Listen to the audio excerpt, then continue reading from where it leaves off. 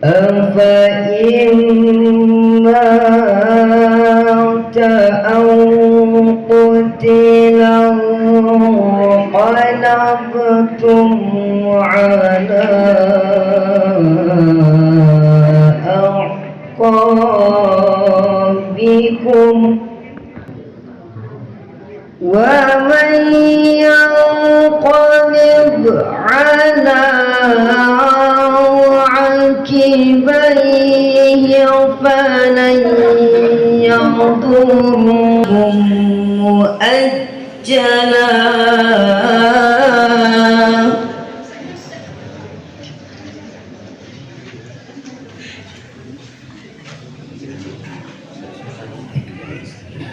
ومن يرد ثواب الدنيا نؤته منها والآخرة نؤته منها وسنجزي الشاكرين ومن يرد ثواب الآخرة نؤته منها وسنجزي الشاكرين صدق الله العظيم. Assalamualaikum warahmatullahi wabarakatuh. Perilaku Rasul terhadap kita semua yang hadir, baik Bapak Ibu guru dan staf tata usaha, khususnya bagi siswa-siswi MAN 1 Kebaya. Jadi tolong nanti didengarkan ceramah kita pada hari ini. Insya Allah mungkin kalian belum pernah mendengarkan tausiah dari Pak Kiai kita pada hari ini. Kita sama-sama dengarkan. Kalau saya sudah berulang-ulang, untuk saya pribadi kalau Pak Bungkis ceramah terkesima Pak. Terkesima. Mudah-mudahan anak-anak juga nanti sama. Tapi bukan itu yang terpenting, ada yang dicatat dan disuritolajani dari perilaku Rasulullah SAW. Yang ketiga, pas ceramah nanti sekali lagi dengarkan, masukkan telinga kiri, jangan keluar langsung telinga kanan, ya. Apalagi mantul ke depan atau kemana, hilang. Jadi itu yang ketiga. Tolong dengarkan baik-baik. Nampaknya juga sudah bawa catatan masing-masing. Kalau bisa kita tiru model gaya ceramahnya. Kita kan anak-anak mani, insya Allah nanti ke depan harus seperti penceramah kita pada hari ini. Terakhir kepada para panitia yang sudah bagus pada hari ini, tolong dipertahankan. Yang belum, ya kita cari kekurangannya di mana, sehingga untuk ke depan atau hari ini harus lebih baik daripada hari kemarin. Itu harus kita jadikan moto. Jangan semakin ke sana semakin tidak baik. Itu yang perlu saya sampaikan. Awalnya pantun, sebelum saya turun saya pantun lagi Pak. Tapi ini nggak perlu ngerpek karena sudah hafal. Mungkin ada 10 kali saya sampaikan. Bunga mawar, bunga melati, kedua bunga harum baunya, banyak cara sembuhkan hati. Kalau dengan bersolawat di mana saja. Salatullah, sama-sama. Salatullah, salamullah ala toha rasulillah. Salatullah, salamullah ala yasin habibillah. Lagunya belum familiar jadi kurang serempak. Coba sekali lagi, termasuk Bapak Ibu guru, mari kita bersolawat. Salatullah, salamullah ala toha rasulillah. Salatullah, salamullah ala yasin habibillah. Terima kasih. Assalamualaikum warahmatullahi wabarakatuh. Allah ya Nabi, salam alaika, ya Rasul, salam alaika, ya Habib, salam alaika, salawatullah alaika.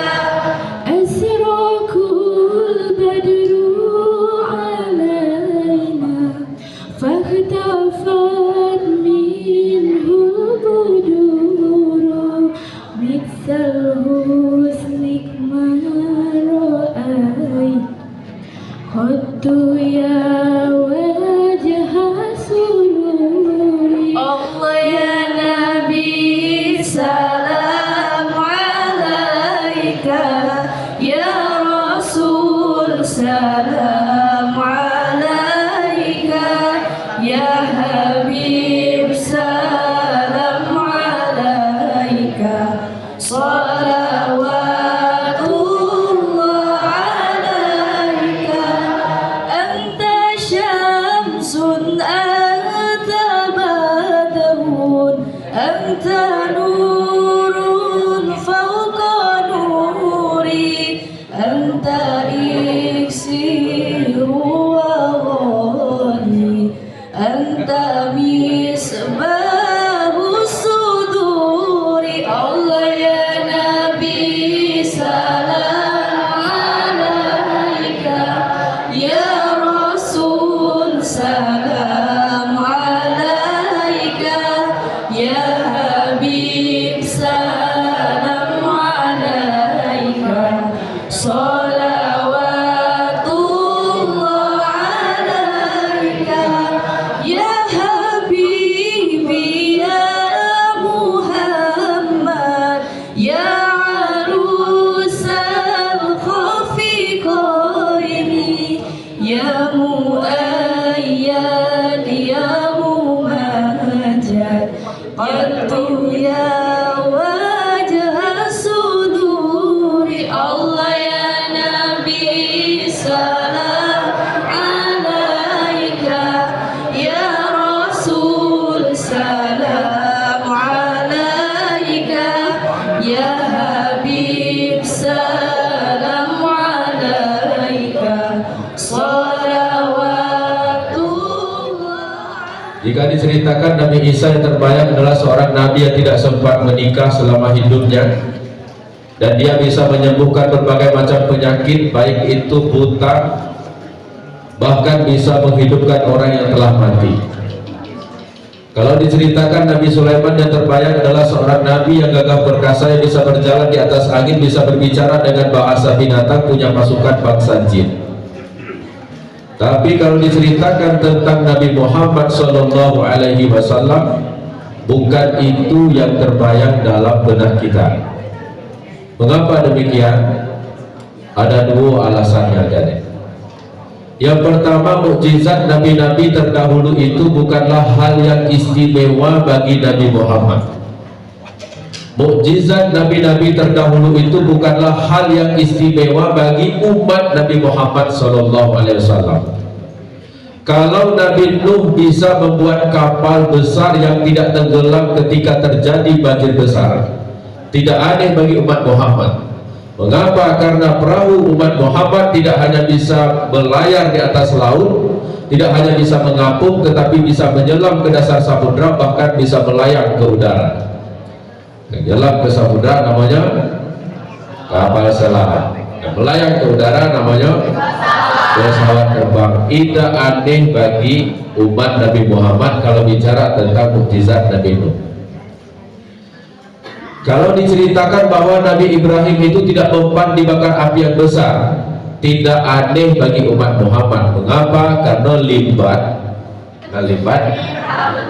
tidak hanya tidak mempan dibakar api, tetapi dia bisa menahan disetrum dengan ratusan volt daya listrik.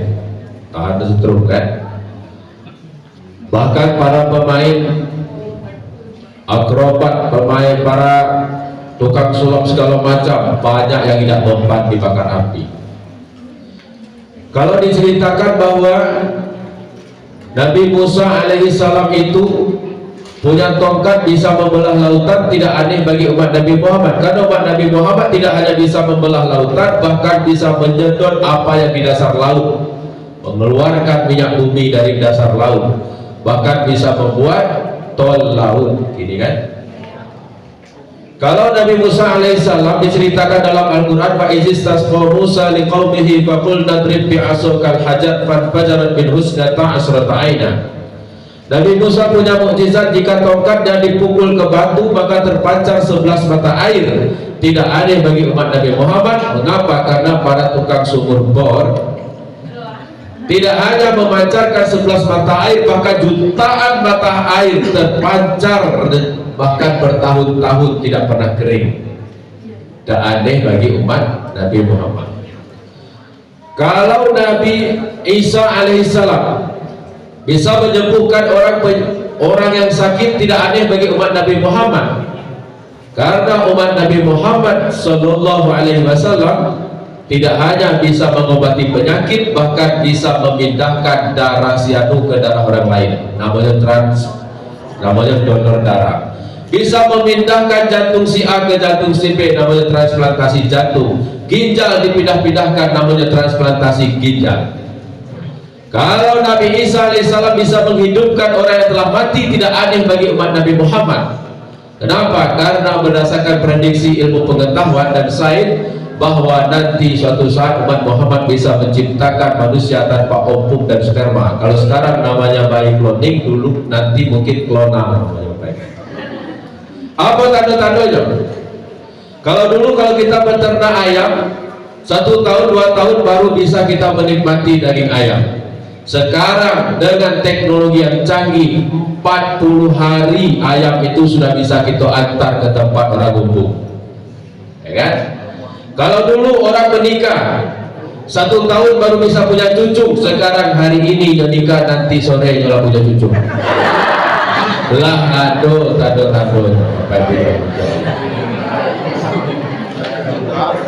Jadi ada itu betul-betul di sebuah sekolah. Ini siswi ini pemenung saja, padahal dulunya itu periang. Orangnya suka bercanda, ramah segala macam, selalu riang gembira. Suatu hari pemenung terus. Dipanggillah kayak gurunya, ngapo nak kau pemenung sudah ada masalah di rumah ida. Nah jadi aku kok hamil. Lah, gurunya kan. Kamu bisa hamil, kau nikah belum? Punya suami belum? Jadi kau bisa hamil, mungkin Cak Siti Mariam tu dah. Siti Mariam tu tak pernah hanya nonton Regen Tunggal, tak pernah ngerau-rau naik motor dengan pacarnya. Siti Mariam tu wanita yang suci, menghabiskan waktunya di pondok pesantren milik Nabi Zakaria. Ngaku-ngaku Siti Mariam, dah hamil di luar nikah. Ini bapak berhormat Allah.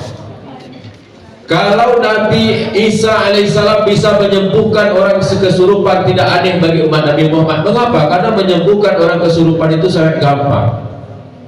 Jadi bapak guru kalau punya istri kesurupan, itu dibaringkan, dihadapkan wajahnya ke arah kiblat, diambil air putih dalam satu gelas, bacakan auzubillah, bismillah, kemudian baca al-fatihah, wallahu ahad, wallahu falaq, wallahu binnas, ambil duit 100.000 untuk 10 lembar atau 30 lembar, dipasang ke muka.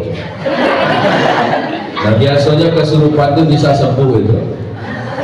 Jadi gampang menyembuhkan orang yang. Kalau Nabi Sulaiman bisa berjalan di atas angin, tidak aneh bagi umat Nabi Muhammad. Kenapa? Karena setiap tahun pemerintah Indonesia menerbangkan 221.000 jamaah haji dari tanah air menuju ke Mekah. Berjalan di atas angin tidak aneh bagi umat Nabi Muhammad. Kalau Nabi Sulaiman bisa berbicara dengan bahasa binatang, tidak aneh bagi umat Nabi Muhammad. Walaupun Nabi Sulaiman itu bisa berbicara dengan bahasa binatang, yaitu burung hudhud, tapi umat Nabi Muhammad bisa menjadi juri lomba burung berkicau. Kan? Umat Nabi Sulaiman itu tidak pernah lomba burung berkicau, tidak ada jurinya. Walaupun Nabi Sulaiman itu bisa bicara bahasa binatang. Tuh, bagaimana mungkin orang bisa jadi juri burung berkicau kalau dia tidak bisa ngomong? Apalagi berbicara dengan bahasa burung, ibu-ibu pakarnya. Lalu bagaimana Allah? Kalau Nabi Sulaiman bisa bicara dengan bahasa binatang, tidak aneh bagi orang Pariaman. Tuh ada Pariaman di mana? Di Pariaman itu pada Sumatera Barat ada kampung namanya Kurai Taji. Ada orang bilang juga.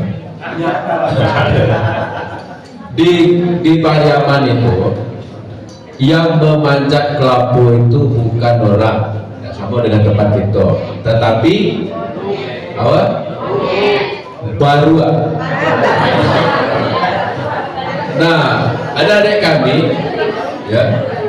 Baruak itu dulu tidak pandai cuma mancing kelapu, tetapi pada suatu hari si Fauzi dan bapak yang punya baruak nyobai ke hutan mencari burung. Rupanya ketemunya dengan anak baruak yang masih bayi.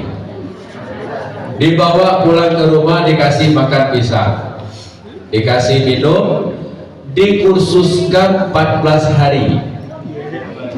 Kursus 14 hari cara membedakan mana kelapa masak, mana kelapa muda. 14 hari lulus baru ke tadi dengan predikat cum laude.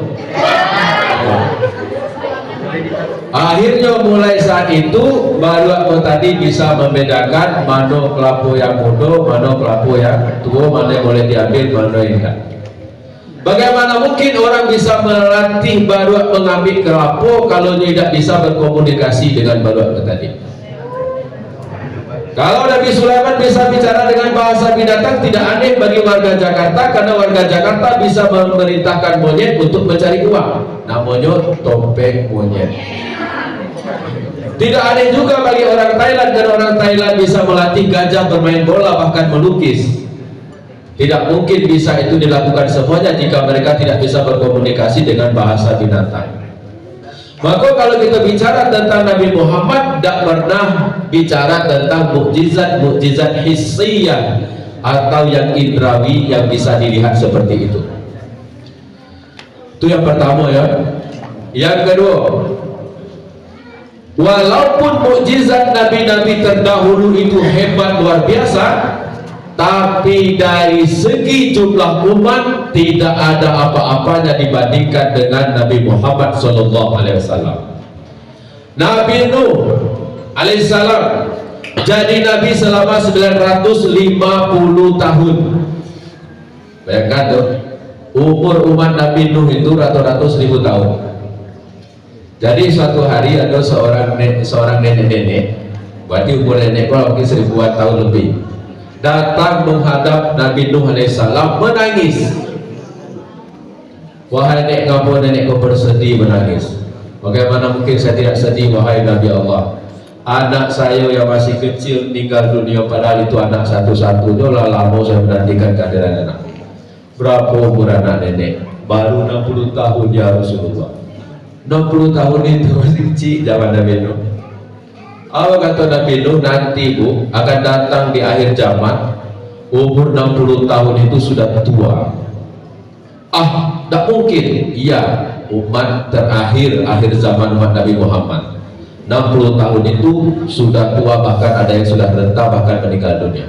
Wahai Nabi Nuh, andaikan saya hidup di zaman itu, saya akan habiskan 60 tahun itu untuk beribadah kepada Allah.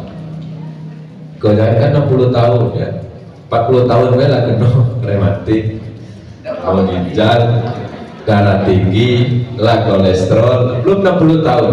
Nabi Nuh itu tinggi-tinggi usianya. 950 tahun Nabi Nuh berdakwah, pengikutnya 84 orang. Berarti kampanye 950 tahun dapat 84 suara. Nabi Nuh kalah di TPS-nya sendiri karena tidak dipilih oleh istri dan anaknya.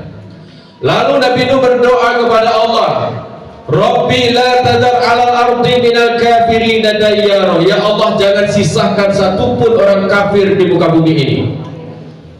In tadarhum yudillu ibadaka wa la yalidu illa fajirun kafara.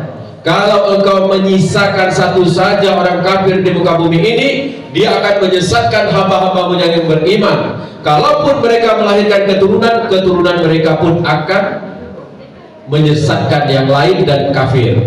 Hancurkan mereka semua ya Allah. Akhirnya umatnya ditenggelamkan dengan banjir yang besar. 84 orang termasuk Nabi Nuh selamat berlayar di atas kapal. Ini Bapak Ibu Nabi Nuh. Nabi Musa 125 tahun menjadi nabi. Dia selamatkan Bani Israel dari cengkeraman Fir'aun. Lalu dia pamit kepada umatnya, wahai umatku, aku akan pergi ke Bukit Tursina selama 40 tahun, 40 hari atau 40 malam. 40 malam dia tinggalkan umatnya, justru umatnya menyembah patung berupa anak lembu. Kalau Nabi Sulaiman, ya Nabi Sulaiman alaihissalam, itu Bapak berhormat Allah, mempunyai tentara pasukan bangsa jin. Nabi Muhammad SAW tentaranya bukan bangsa jin, melainkan malaikat tentaranya. Sehingga kisah perang Badar, 300 pasukan Nabi melawan 1000 Kopassus kafir Quraisy. Tidak mungkin diakal akan memenangkan peperangan Badar. Nabi Muhammad berdoa kepada Allah, berdoa Nabi Muhammad, wahai ya Allah, pada hari ini musuhmu datang dengan kecongkakan dan kesombongannya. Tolonglah kami, jika tidak kau tolong kami, maka tidak ada yang menyembahmu dan di muka bumi ini. Allah kirimkan 1000 bantuan berupa malaikat. Kecil lah Nabi Sulaiman tentaranya jin, Nabi Muhammad tentaranya malaikat. Nabi Yunus 33 tahun berdakwah, tidak satu pun umatnya. Karena kesal dan singgung, dia tinggalkan umatnya pergi berlayar. Terbaliklah kapal itu, Nabi Yunus pun tenggelam ke dasar samudra, ditelan oleh ikan. Dia mengalami 3 kegelapan: gelap di dasar laut, gelap di perut ikan, dan gelap di malam hari. Dalam kondisi seperti itu dia berdoa kepada Allah, la ilaha illa anta subhanaka inni kuntu minadz zalimin. Tiba-tiba ikan kau merasa nak melahirkan. Dia pergi cari puskesmas ke pantai, sampai di pantai dia muntah, dia balikkan lagi Nabi Yunus itu ke kampungnya. Ke Nabi Yunus satu coba mau lari, tadi kok balik lagi. Tidak ada umatnya. Nanti di hari akhirat itu ada Nabi itu berbaris masing-masing, di belakangnya umatnya. Nana ada Nabi itu tidak ada umatnya sama sekali. Jadi maksud saya, kesuksesan seseorang itu tidak ditentukan oleh followernya. Bahasa keren. Tidak ditentukan oleh banyaknya, tetapi usaha yang maksimal. Jangan dipikir misalnya Ustaz ini pengikutnya banyak, ini jamaahnya banyak, itu lebih sukses. Belum tentu. Ada yang guru ngaji di kampung ngajar alif dan aba dan teba atau aba tasa, justru itu lebih mulia di sisi Allah. Dia sudah sukses karena sudah berusaha semaksimal mungkin. Nabi Isa alaihissalam 30 tahun memberikan pengobatan gratis. Orang buta dari lahir disembuhkan, tuli dari lahir disembuhkan, orang yang lumpuh dari lahir disembuhkan, orang yang mati dihidupkan. 30 tahun memberikan pengobatan gratis, akhirnya rumahnya dikepung, dia akan dibunuh oleh umatnya, dia diselamatkan oleh Allah, dinaikkan ke atas lagi. Tapi Nabi Muhammad Sallallahu Alaihi Wasallam berdakwah tidak lebih dari 22 tahun, 2 bulan, 22 hari. Ketika dia wafat, ratusan ribu pasang mata berlindang berurai air mata melepaskan kepergiannya. Tidak diceritakan dalam Al-Quran bahwa Muhammad itu membawa perahu. Tidak satu ayat pun yang mengatakan dia membawa tongkat ataupun membawa api. Apa kunci kesuksesan Nabi Muhammad itu dalam berdakwah? Ini akan kita kupas pada hari ini setajam silet. Nomor 1, cetak ke keluar UTS. Nomor 1, mengapa dia bisa sukses selama 22 tahun melebihi nabi-nabi yang lain? Bahkan ada seorang orientalis. Orientalis ini orang barat mempelajari Islam, tapi dia bukan orang muslim. Namanya Michael Hart. Nyebutnya juga agak payah gitu. Namanya Michael Hart. Dia menulis 100 tokoh yang paling berpengaruh sepanjang peradaban manusia. Nomor 1 Nabi Muhammad Sallallahu Alaihi Wasallam. Yang pertama, dia sukses itu karena dari kecil memang Nabi Muhammad ini ditempa dengan berbagai kesusahan, penderitaan dan bencana. Nyo biasa susah dari lahir, biasa menderita dari kecil. Mari kita tengok kehidupannya. Belum lahir ayah wafat. Ada anak belum lahir ayahnya wafat. Nabi Muhammad baru 6 bulan dalam kandungan, Abdullah wafat. Umur 6 tahun ibunya wafat. Umur 8 tahun kakeknya wafat. Tinggal bersama paman Abu Talib. Kerjanya apa? 8 tahun menggembalakan kambing. Umur 12 tahun pergi berdagang. Saya tanya, umur 8 tahun itu kelas berapa SMA? 8 tahun SD. Umur 8 tahun itu Nabi Muhammad itu sudah mencari uang sendiri dengan cara mengembalakan kambing. Awak umur berapa? 15 tahun. Tidak ada 15 tahun itu MTS tuh. Tadi aku tanya salah masuk ke MTS. Ini kamu kiciknya anak man. Pokoknya salah kamar. Itu. Nabi Muhammad itu sudah bekerja keras menggembalakan kambing dan berdagang mulai dari usia 8 tahun dan 12 tahun. Awak disuruh kayak mak, nak sego dulu nak, biar mak bikinkan gorengan, lah kau jual ke kawan-kawan. Gue malu apa mak? Tidak jalan. Kan? Coba awak nak sukses, malu, gengsi awak lebih tinggi, ya kan? Kata maknya, bagi anak laki-lakinya kan. Maklum belum bisa beli sepeda, belum beli motor. Kau ke sepeda saja tidak apa-apa kan? Kau malu apa?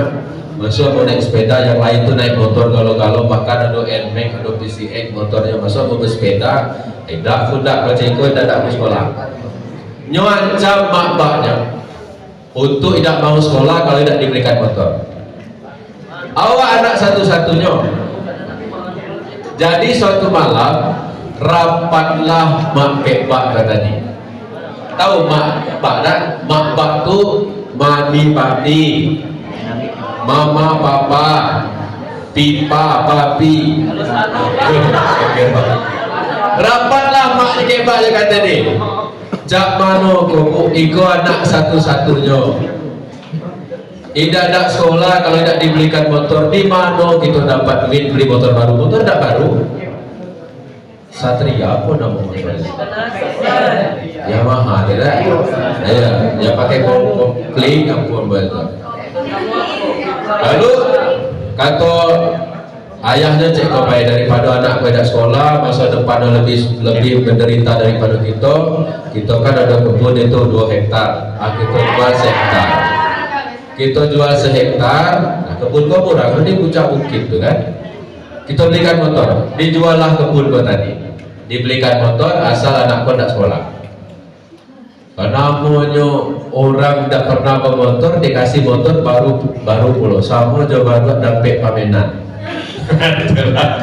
Kalau dapat mainan baru, main di situ, itu raut itu ngegas itu nabrak tiang listrik.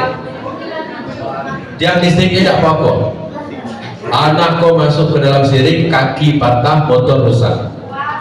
Ditelepon oleh orang tuanya, Bu, betul tak ikut ibu Sanur? Oh ya ngapa Pak? Saya dari rumah sakit, anak ibu kecelakaan.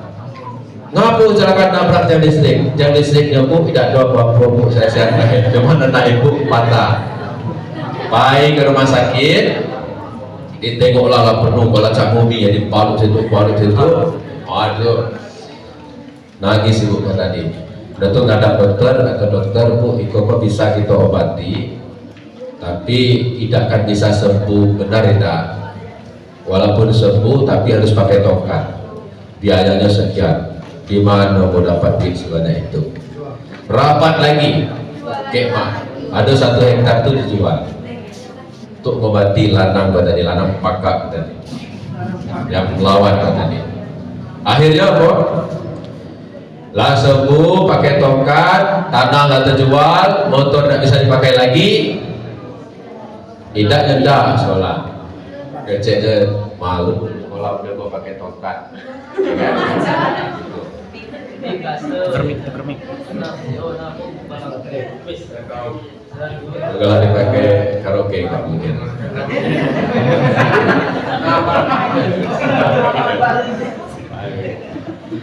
Ini anak itu ada lagi yang anak perempuan. Kau tadi yang lanang ya, harus adil kan? Yang anak perempuan kau tadi sama maknya dimanjakan. Dari SD anak kau dimanjakan, dimandikan, dipakaikan pakaian, disetrika pakaiannya, dicuci pakaiannya, makan dihidangkan, perlu duit dikasih. Pas MTS nyodak bantu maknya masak, dah usah kau masak, ayolah kau belajar nonton TV. Tak ada yang jadi masakan kau ni, rusak saja. Kau terima beres saja lah, nanti kalau selesai kau panggil. Kalau lapar makan, tak bisa masak. SMP lah masuk aliyah, tidak juga bisa masak. Lalu jauh kuliah, tinggal beli GrabFood online. Tidak ada juga pakai masak-masak selama jauh kuliah. Akhirnya jauh tamat jadi sarjana, alhamdulillah nikah dengan seorang pengusaha kaya raya. Tinggalnya di Dumai, bukan Dumai, di daerah Riau situ. Pokoknya karena orang kaya, apa baik dibeli, tak makan apa baik dibeli. Pada suatu hari aku kecek suaminya, wahai adinda tersayang, selama kau kan kita ni makan di luar beli segala terus. Saya sekali-sekali mau merasakan cak mano masakan adinda. Berkeringat dingin di dalam kata dia. Awak belum pernah masaknya, cuma bisa masak air itu pun gosong. Tak pernah bisa masak. Nyo telpon maknya di Berigi.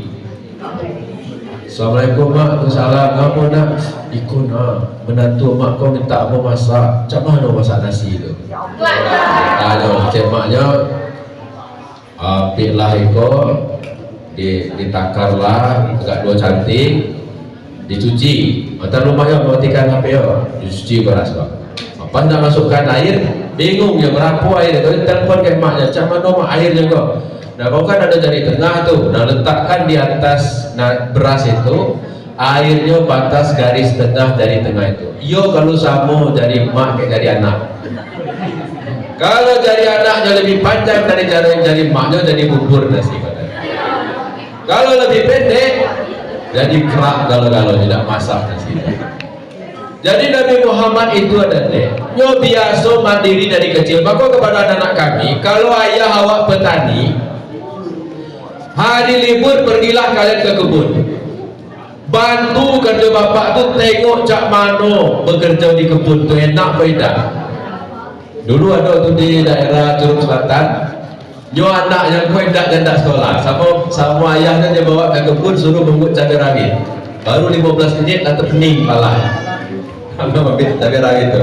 Kalau 1 menit pertama enak, mentik itu bisa sambil lalalala gitu. Kalau lah 15 menit, lama putar-putar kepala, tidak tahan. Nah, kepada anak-anak kami yang perempuan, belajar kalian menjahit, belajar memasak, belajar bikin kue, bikin gulai segala macamnya, bikin pakaian, harus bisa. Yang lanang-lanang jangan berpikir sekolah itu bakal jadi PNS, belum tentu. Siapa nanti kita jadi wira swasta, maka belajar kalian untuk keterampilan. Nabi Muhammad itu dari kecil susah kehidupannya, maka ketika ketemu susah, jiwanya hebat. Yang kedua, kunci sukses Nabi itu sesuai antara ucapan dan perbuatannya. Tidak pernah nyolain di mulut, lain yang nyoker-joker. Contoh, kata Nabi Muhammad, wahai para sahabat, ayo kita sholat, rajin-rajin sholat, beribadah kepada Allah. Nabi tak pernah meninggalkan sholat. Dan dia kalau dia sholat, dia barisan paling depan, dia imam. Itu Nabi. Karena itu sahabat-sahabatnya mengikuti Nabi. Kalau Nabi berkata, wahai para sahabat, ayo kita hidup berhemat, kita bersedekah. Nabi tidak pernah menyimpan harta di rumahnya, dia hobi bersedekah.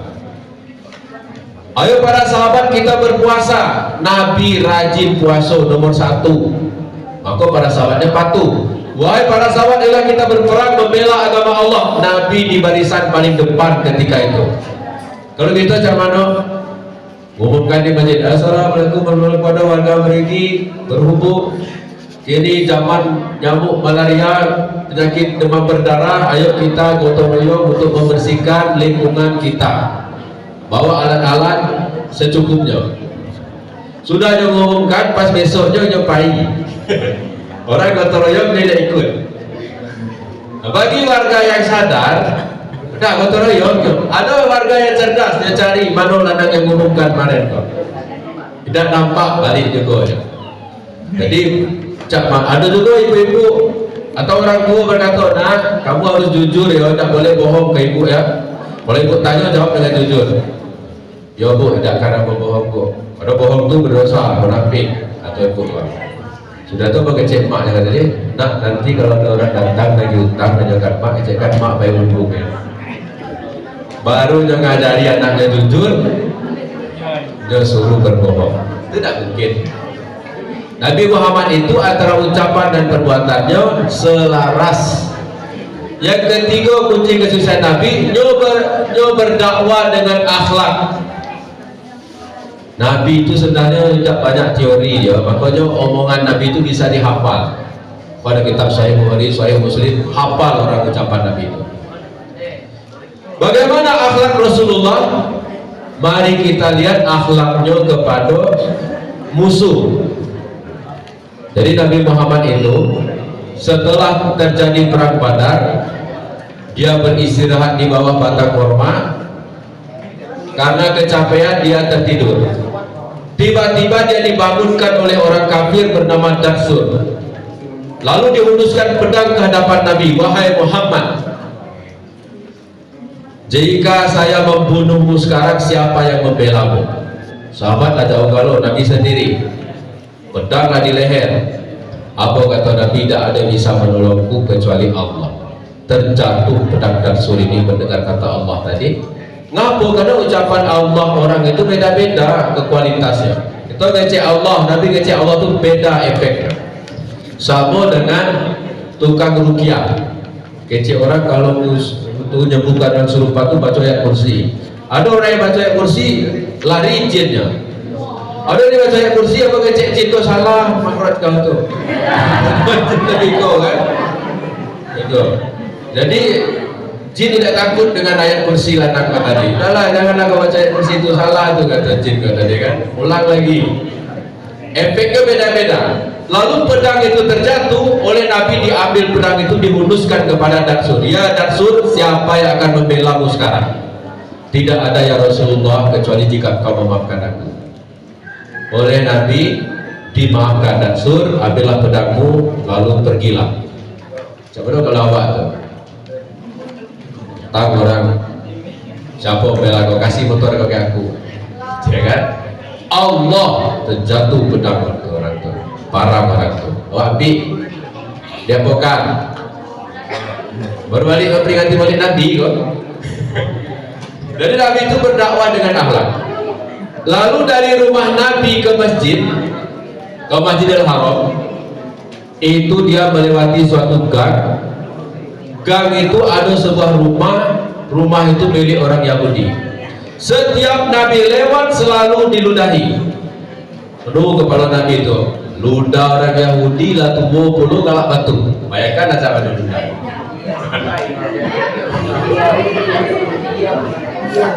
Terus itu yang dialami oleh Nabi. Pada suatu hari tidak ada yang meludahi. Nabi heran, kenapa ni kau tak dapat hadiah? Tanya ke tetangga laki-laki kau tadi, wahai bapak, mana bapak yang punya rumah kau? Mengapa ya Rasulullah? Karena biasanya kalau saya di sini diludahi, hari ini tidak. Oh lah, beliau sedang sakit. Dengan sakit, Nabi pulang ke rumah berkata kepada istrinya, wahai istriku, siapkan makanan, bungkus. Mau kemana ya Rasulullah? Mau menjenguk orang sakit. Orang yang biasa meludahi dijenguk, tutup pintu, masuk. Siapa? Muhammad. Muhammad yang mana? Yang sering bapak ludahi.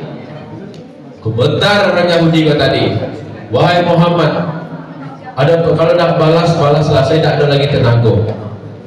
Tak apa-apa kalau mau membalaskan sakit hatimu sama ini. Tidak, wahai bapak, saya dengar dari tetangga bapak sedang sakit. Bapak sendiri pasti tidak ada memasak makanan. Saya datang ini membawakan makanan untuk bapak, benar-benar sembuh. Kata bapak orang Yahudi tadi, wahai Muhammad, saya selama ini sering meludahi engkau. Justru ketika saya sakit, keluarga belum datang, tetangga belum datang, sahabat tidak ada yang mau tahu, justru engkau datang membawakan makanan. Mulia sekali akhlakmu wahai Rasulullah. Saksikanlah, asyhadu an la ilaha illallah, asyhadu anna